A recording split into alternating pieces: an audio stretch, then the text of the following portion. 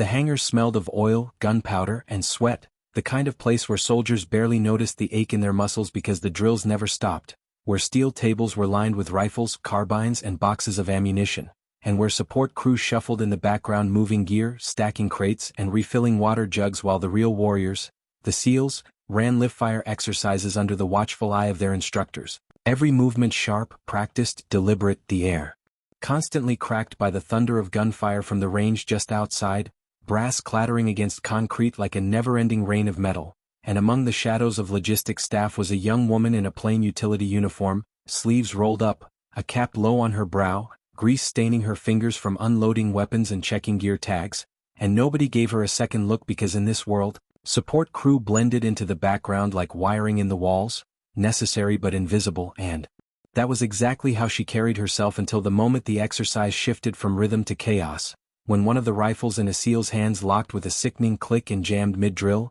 the kind of malfunction that could cost a man's life if it happened outside the safety of the range, and the SEAL cursed under his breath, trying to clear it with the muscle memory of hundreds of repetitions, but his weapon stayed frozen stubbornly, the magazine grinding, the bolt refusing to cycle.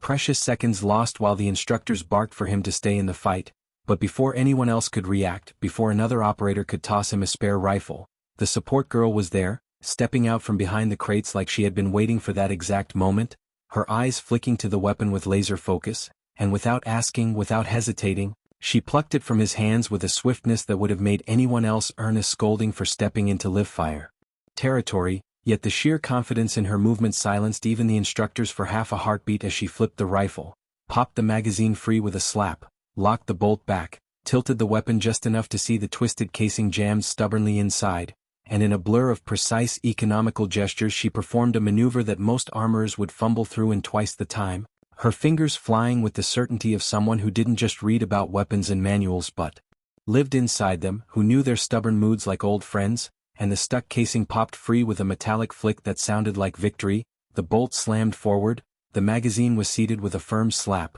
and she racked it clean, chambering a fresh round, all in the span of what felt like less than 5 seconds, faster than anyone on that range had ever seen in real time, fast enough that the jammed SEAL simply stood dumbfounded, his hands still frozen in the posture of someone who expected to be holding his weapon, now blinking at her as she shoved it back into his arms like it had never betrayed him, and barked in a clipped tone that sounded anything but support crew-like, "Back in the fight, sailor," the words cutting through the range noise like a commander's order, and he obeyed without thought, raising the rifle and firing again, smooth as if the jam had been nothing more than a trick of the air, and for a moment the rhythm of gunfire returned to its normal drumbeat.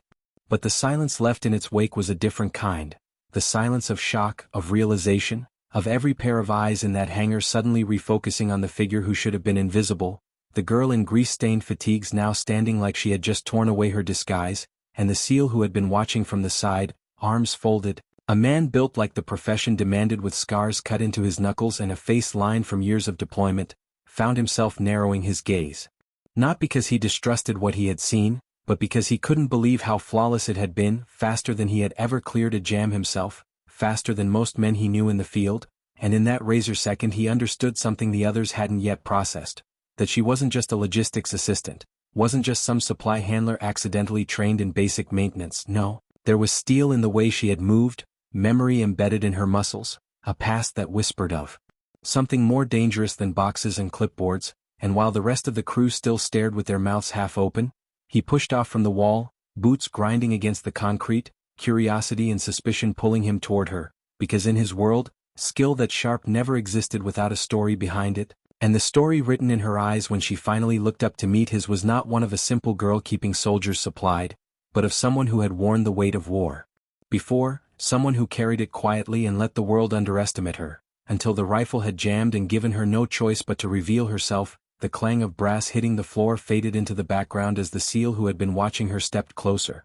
His eyes locked on her like a predator circling something unexpected, not hostile but curious in a way that made the air heavier than the gunpowder haze hanging in the room, and though the rest of the men were returning to their drills, he could feel that same current running through them too, a silent shift in the unspoken hierarchy where every operator measured the worth of the people around them, and now they had seen something impossible to ignore, because clearing a jam that fast wasn't just speed, it was instinct, the kind only earned from countless repetitions under pressure, and pressure was something only combat gifted you, not support crew. Not someone whose name they didn't even know, but she stood there calm, wiping the smear of oil from her fingers onto the leg of her fatigues, like what she had done was nothing, like she hadn't just made veterans pause mid-stride, and when he finally spoke, his voice carried the weight of authority without needing to shout, the kind of tone that cut through everything else because it belonged to a man who had commanded men in places where silence could kill you. "Where'd you learn that?" he asked, and the room around them seemed to lean closer, though nobody dared stop moving outright, their rifles still cracking, their boots still pounding, yet every ear tuned in because the answer mattered, and she looked up at him with a calmness that was almost unsettling, her eyes sharp and unflinching, and said, "Maintenance manuals are more useful when you test them on the real thing."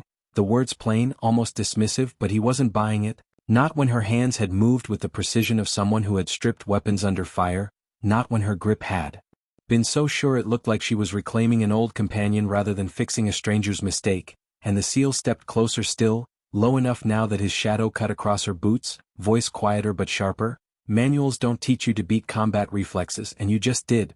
His gaze studied every line of her face, and for the first time, a flicker of something passed over hers, not fear but the smallest hesitation, a ghost of memory she hadn't meant to show, and before she could mask it, he caught it, the look of someone who had been there, had seen the kind of chaos no drill could replicate. And his instincts screamed that she wasn't here by accident, that she hadn't chosen this backwater support assignment because she couldn't hack it elsewhere, but because she was hiding, though hiding from what he couldn't yet name. And when the drill ended with the final blast of a whistle and the instructors shouted for reloads and resets, the girl melted back toward the crates as if she were invisible again. But she wasn't invisible anymore, not to him, not to anyone who had witnessed what she did, and the SEAL followed, slow and deliberate, weaving through the crowd until he caught her at the supply table where she was already stacking fresh magazines, acting like nothing had happened, like her world hadn't just shifted, and he leaned on the table with that casual kind of posture soldiers used when they wanted answers without making it sound like interrogation. "Name," he said flatly, and she didn't glance up, just kept counting rounds into a tray.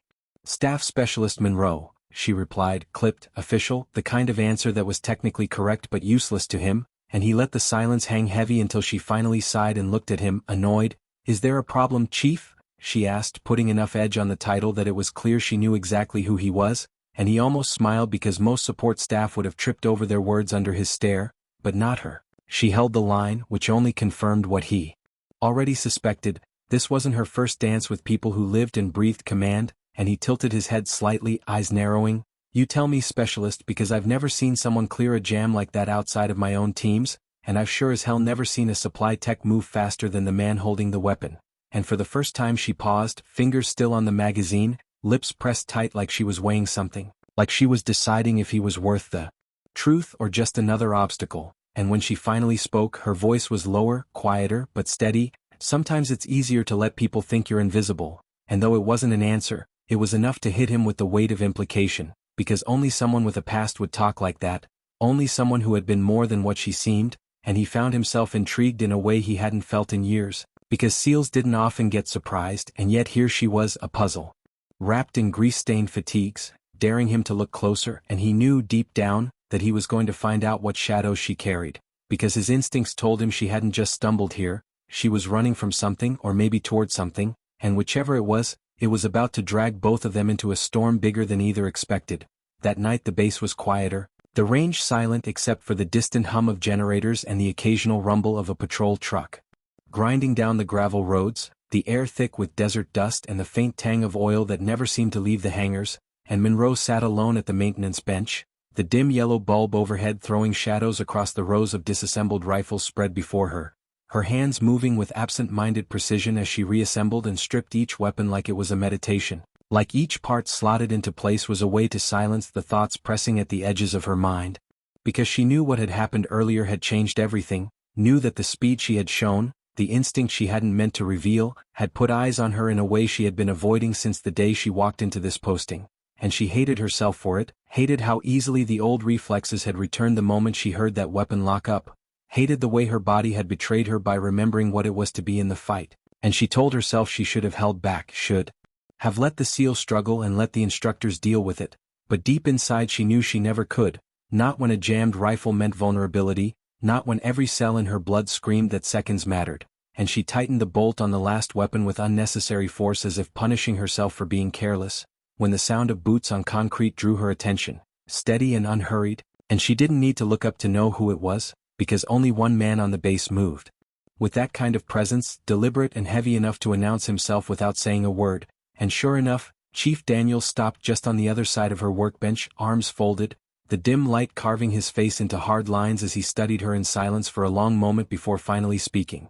His voice lower now, carrying less of the command bark and more of the quiet weight of curiosity. "You're wasted here," he said simply, and the words hit her harder than she expected. Because it wasn't a question, it was a statement, and she clenched her jaw, not looking up as she reached for another part. "I do what's needed," she muttered, but he wasn't letting her hide behind vague answers this time. He leaned in slightly, voice firm. "No, specialist, what you did today doesn't happen by accident, doesn't happen by reading a manual, doesn't even happen by being good at your job. It happens because you've been there, because you've had to clear a jam with your life on the line, and that's something you don't just walk away from." His eyes never left her as he said it, searching her face for a crack, for a flicker of truth, and for a moment she almost snapped, almost told him to back off, but the steadiness in his gaze reminded her too much of the officers she had once trusted, men who had pulled her into the storm of missions that left scars no one saw, and against her better judgment she met his eyes, letting him see a fraction of the weight she carried. "What? If I want to walk away?" she asked, her voice sharper than she intended, and Daniels tilted his head, his lips pulling into the faintest hint of a smile, not mocking but knowing. "Then you wouldn't have stepped in today," he replied, and she hated that he was right, hated that despite everything she told herself, she still couldn't let go of the soldier she had once been, and silence stretched between them, heavy and tense, until Daniels finally pushed off from the bench, his voice softer now, almost like he was speaking to himself. "You can try to hide here all you want, Monroe, but one way or another, the fight finds people like you," and with that he turned and walked away, leaving her alone with the echo of his words, and though she told herself to ignore him, to bury herself back in the armorer's work, she couldn't stop the unease curling in her gut, because deep down she knew he was right. The past had a way of bleeding into the present, and she had just given it a doorway point too.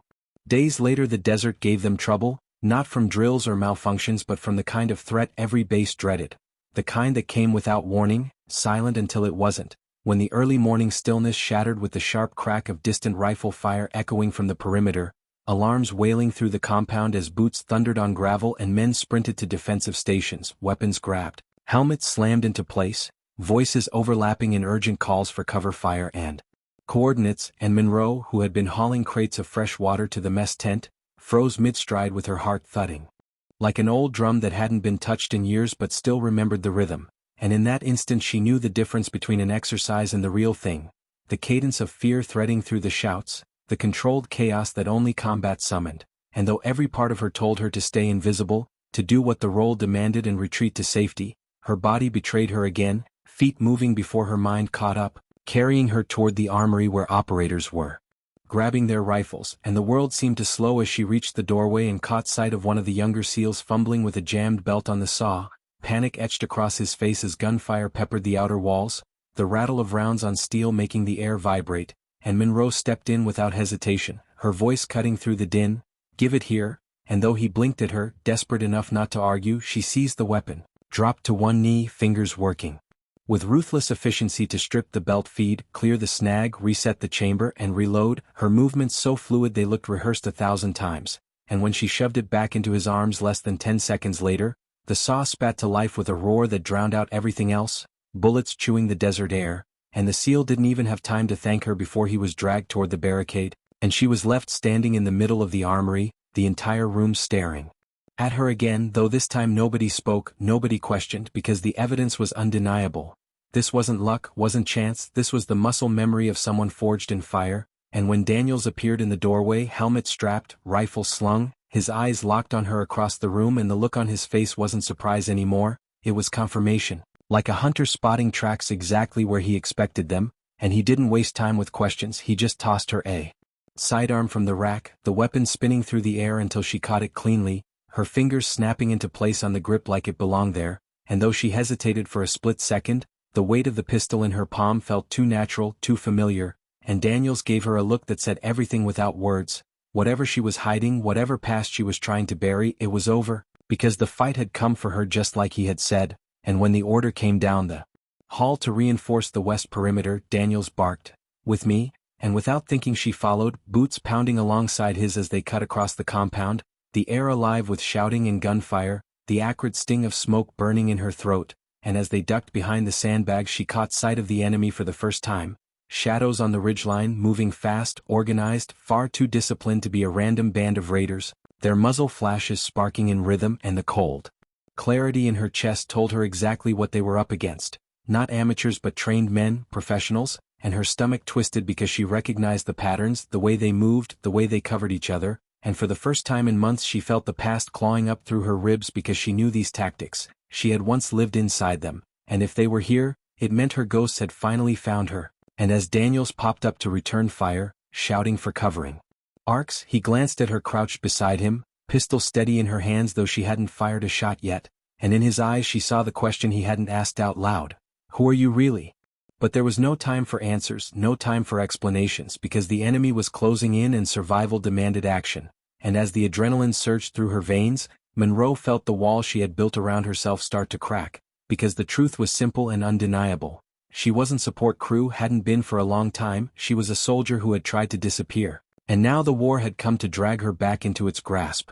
Whether she was ready or not, the west perimeter erupted into a storm of noise and fire, the sandbags trembling under the weight of incoming rounds, dirt and stone kicking up in violent sprays as Monroe and Daniels crouched low, returning fire in sharp, controlled bursts, and the men around them shouted coordinates and clipped radio calls, their discipline holding but the pressure mounting, because whoever was out there knew what they were doing, pushing hard, probing for weaknesses, their gunfire a steady hammer against the defenses, and Monroe felt her pulse steady instead of race, her breathing fall into the old rhythm she thought she had buried, eyes narrowing as she tracked muzzle flashes on the ridge, already calculating angles, distances, timing, and before she even realized it her body moved on its own, rising from cover in perfect sync with the rhythm of fire, squeezing off 3 quick shots that dropped one shadow, then ducking back down before the answering hail of bullets chewed the sandbags to shreds, and Daniels, who had been watching her out of the corner of his eye, barked a laugh that sounded more like recognition than surprise.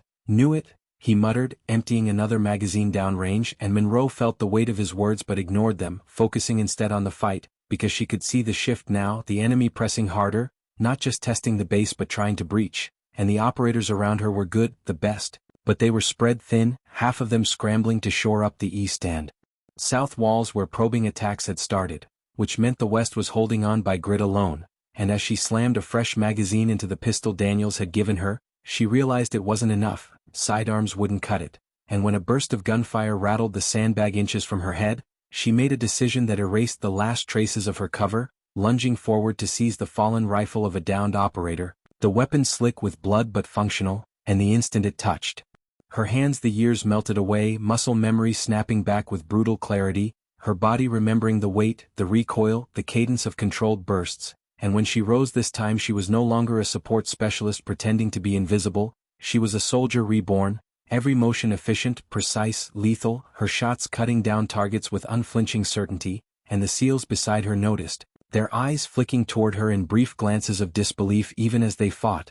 Because she wasn't just holding her own, she was carrying weight, her presence on the line shifting the balance in a way none of them had expected. And Daniels especially, his gaze snapping between her fire and the enemy advance, realization dawning faster than he could keep it hidden, because he'd seen operators fight under pressure, he'd trained them, bled with them, and what Monroe was doing wasn't the mark of someone who had brushed up against war. It was the mark of someone who had lived it. Someone with a background deeper and darker than the papers in her personnel file would ever admit, and as the firefight raged, he knew without question that her secret wasn't just a quirk of skill, it was a buried identity, and the enemy's tactics only sharpened his suspicion because the way they moved, the way they coordinated, spoke of familiarity, like they weren't just random mercenaries but something more dangerous, and he started to suspect they weren't here by chance. They were here for her, and as another rocket slammed into the outer wall, shaking the ground beneath them, Monroe gritted her teeth, forcing her mind away from the gnawing truth she didn't want to face, because deep down she recognized the signature too, the patterns of movement, the disciplined arcs of fire, and though she had tried to bury it under months of pretending, the past was clawing up through the dirt with every passing second, screaming its name back into her life, and when one of the SEALs to her left went down hard, a round tearing through his shoulder, she didn't hesitate, sliding across the dirt to drag him behind cover, her hands moving with combat medic precision as she shoved a tourniquet into place and barked for another rifleman to cover. The gap, her tone carrying authority that made men obey instantly, and Daniels, crouched only feet away, caught it all, his suspicions hardening into certainty, and when Monroe raised her rifle again and cut down another attacker with a single perfect shot to the ridge, Daniels finally said what had been burning in his chest since the first jammed rifle she cleared, his voice pitched low but firm even in the roar of battle. "You're not who you say you are," and though she didn't answer, didn't even look at him, the silence was answer enough, and in that moment they both understood. Whatever was happening here was bigger than the fight, bigger than the perimeter, because this wasn't just an attack on a random base, it was a hunt, and Monroe wasn't just caught in it, she was the reason it had come.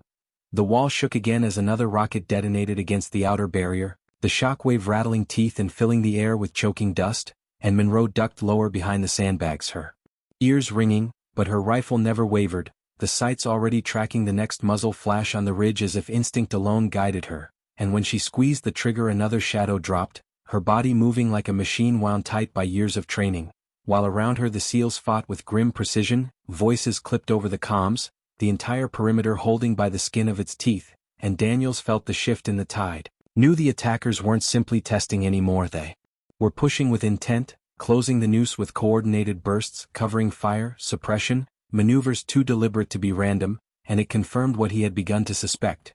They weren't just here to raid supplies or disrupt operations, they had a target. And every glance he stole at Monroe hardened the suspicion clawing at his gut that she was it, because while the others fired with trained efficiency, she fought like she knew these men, like her mind already anticipated their patterns.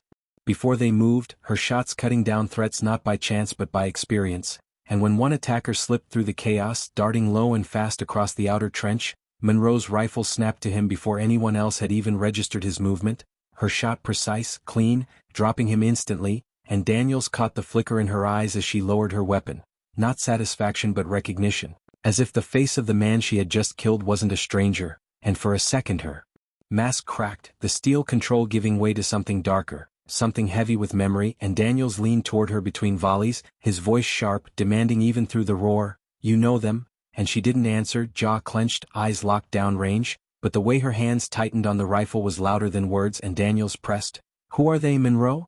Because they're not here by accident, and neither are you," his voice a low growl now, and though she tried to bury it, tried to stay silent, the truth bled out in the tremor of her breath, in the flicker of her gaze when another attacker exposed himself just long enough for her to drop him with a single shot to the throat, and when the lull came, when the gunfire dipped just long enough for them to reload, she finally spoke, voice low, flat, but heavy, "They're not mercenaries, they're Vanguard," and Daniels froze, his magazine halfway seated because the name hit like a thunderclap, a word heavy with infamy in their world, a rogue paramilitary outfit notorious for its brutality, for the kind of black ops work no official flag dared claim, ghosts in the dark who sold their skills to the highest bidder and left chaos in their wake, and the thought that they were here, hammering this remote base, was almost unthinkable, except now it wasn't because Monroe had said it with the certainty of someone who knew, not guessed, and Daniels narrowed his eyes, his voice cutting through the haze, "And how the hell would you know that?"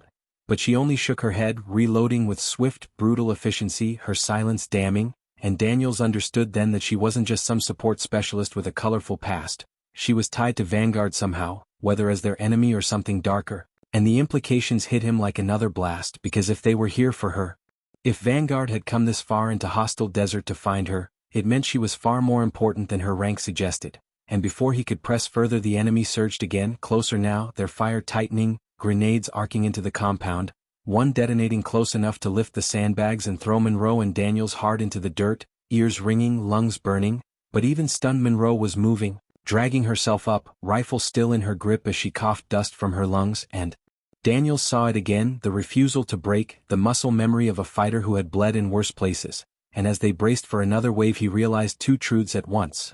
The base might not hold, and Monroe's secret was about to detonate whether she wanted it to or not, because Vanguard wouldn't stop, not until they had what they came for, and judging by the precision of their attack, what they came for was her. The helicopters droned overhead like restless insects, their shadows slicing across the deck of the transport ship as the SEAL team readied themselves. Every man was geared up, weapons checked, faces grim with the knowledge that tonight would be the decisive strike.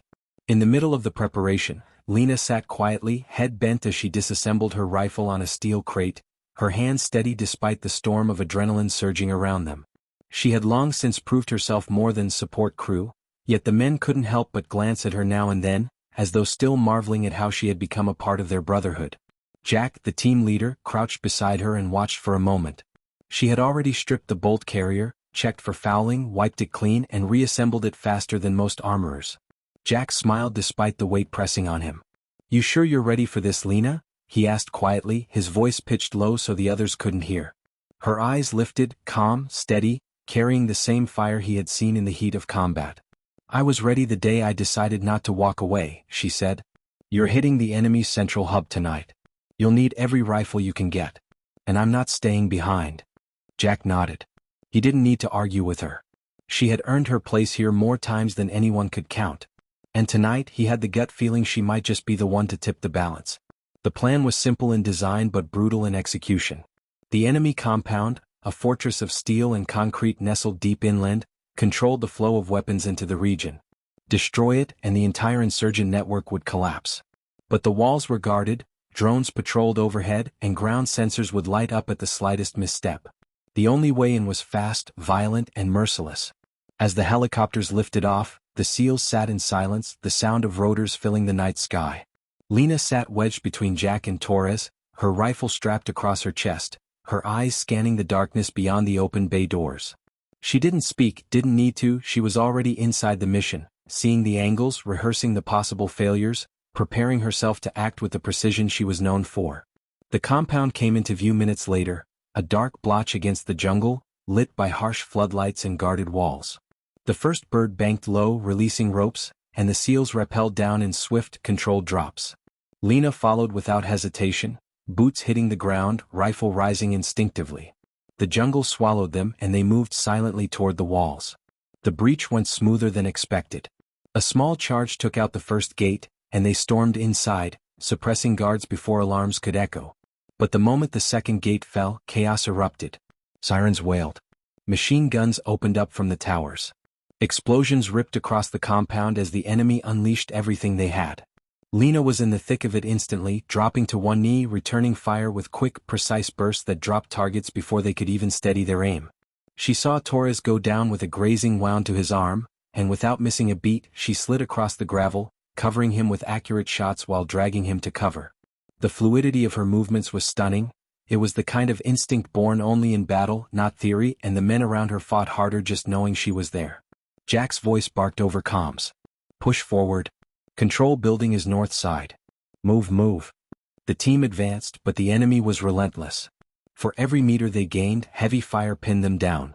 At one point, a gunner on the second story let loose with a belt fed, the rounds chewing through walls and spraying sparks everywhere. Lena rolled into position, dropped her pack and pulled out a thermal sight. In less than 3 seconds she marked the target, steadied her breathing and fired. The gunner's weapon clattered as he slumped forward, and silence fell over that section of the battlefield. But the real trial came when they hit the heart of the compound. The control room was barricaded, steel-plated, and the enemy had piled sandbags in front. Grenades would have been the solution, but Jack shook his head when Torres suggested it. "Too much risk of frying their systems, we need the intel intact." That left one option: fight through the bottleneck. As soon as they moved forward, fire rained down from the barricades, cutting off their approach. The men dove for cover, pinned. For a moment it seemed impossible, until Lena moved. She sprinted across the open ground, a blur under the gunfire, bullets striking sparks around her. Jack shouted her name, but she didn't stop. She dove behind a steel crate, slammed a fresh mag into her rifle, and fired upward in rapid succession. Every shot was clean, precise. The barricade fell silent as 3 defenders collapsed almost simultaneously. It gave the SEALs their opening and they poured forward, storming the barricade and taking control. Inside the control room, the resistance was even fiercer.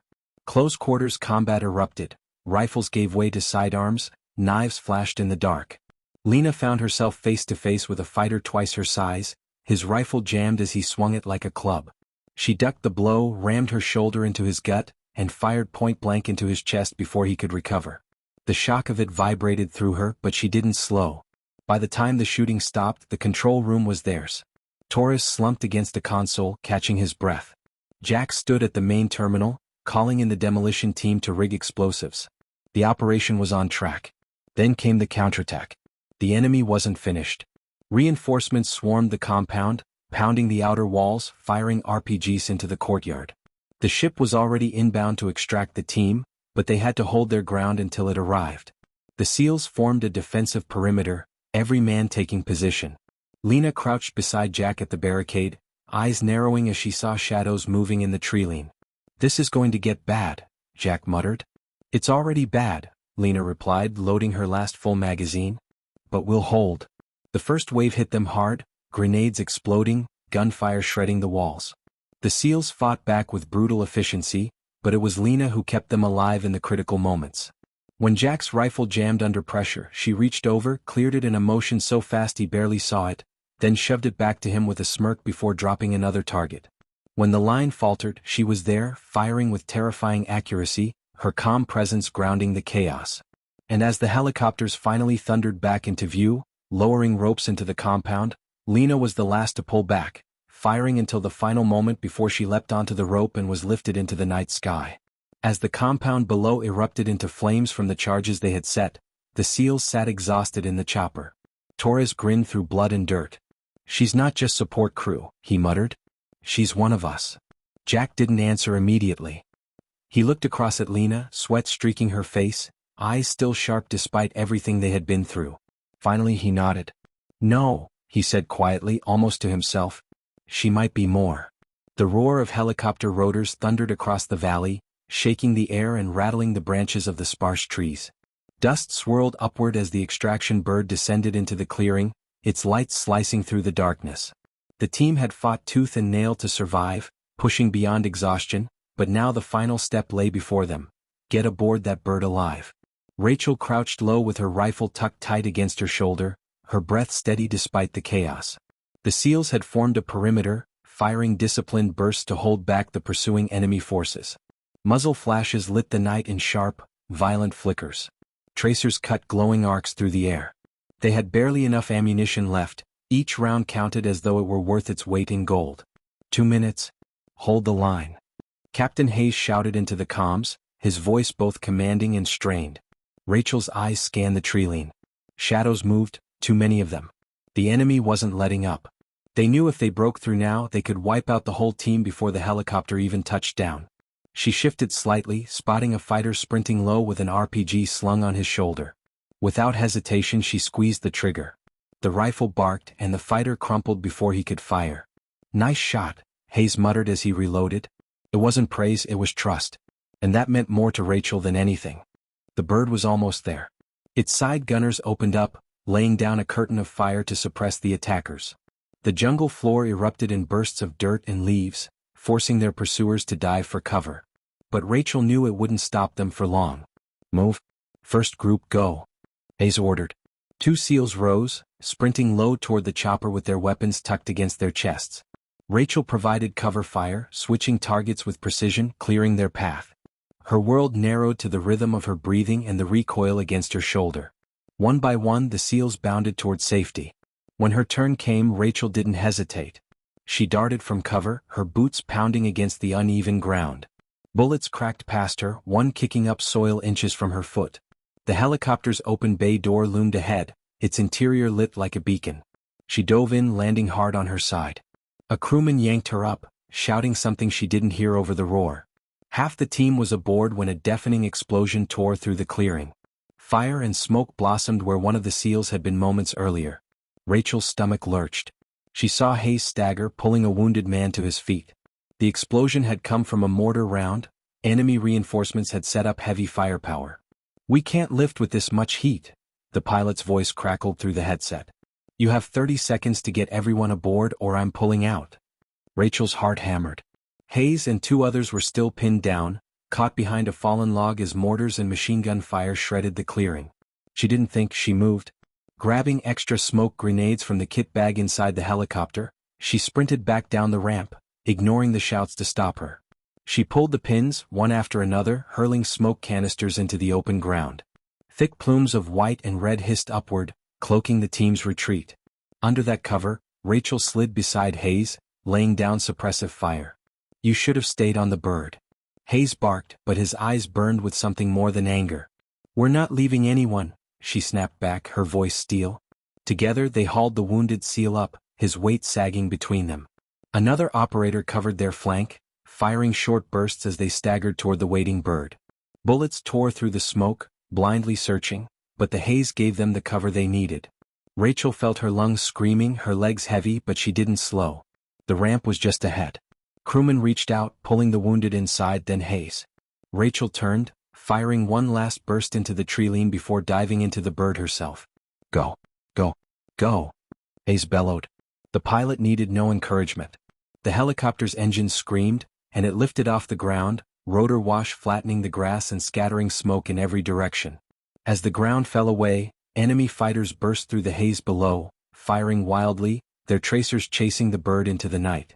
But it was too late. They were gone. Inside the helicopter, the team collapsed against the bulkheads, their chests heaving with exhaustion. Bloodied, bruised, but alive. Rachel slumped back, her rifle still in her hands. She couldn't seem to let it go. Her hands trembled now that the adrenaline was ebbing, but she forced herself to breathe evenly. Hayes sat across from her, watching silently. His uniform was scorched, streaked with dirt, but his eyes were steady. Finally he spoke. "You disobeyed orders," he said flatly. Rachel met his gaze, unflinching. "I saved your men." For a moment no one spoke. Then Hayes gave the slightest nod. It wasn't a concession, it was respect. Around them, the SEALs exchanged glances, and one of them clapped Rachel on the shoulder. "You're one of us now," he said simply. Rachel swallowed hard, the weight of those words sinking deep. She had spent so long trying to prove she belonged, to show she was more than just support crew, more than just someone in the background. Tonight she hadn't just proved it, she had lived it. The helicopter thumped through the night sky, carrying them toward safety. But Rachel knew nothing would ever be the same again. She had crossed a line, stepped fully into their world. And though the danger was far from over, the war still raging, missions still to come, she no longer questioned whether she could keep up. She was ready. For the first time, the SEALs didn't just see her as the woman who could clear a jammed rifle faster than anyone. They saw her as a fighter, a partner, one of their own. Rachel leaned her head back against the vibrating wall of the helicopter, closing her eyes for a moment. She let herself feel the exhaustion, the relief, and the fierce pride. Whatever challenges lay ahead, she would face them. Because tonight, in the crucible of fire and chaos, she had found where she truly belonged. And she wasn't going back. The end.